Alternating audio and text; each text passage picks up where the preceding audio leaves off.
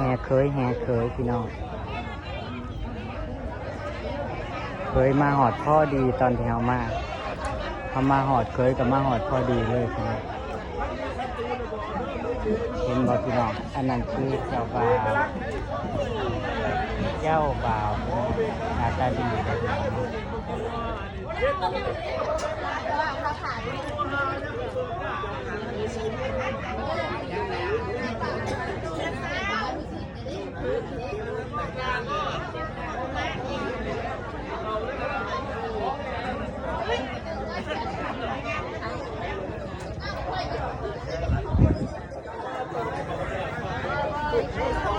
คือประตูเงินประตูทองหลายผม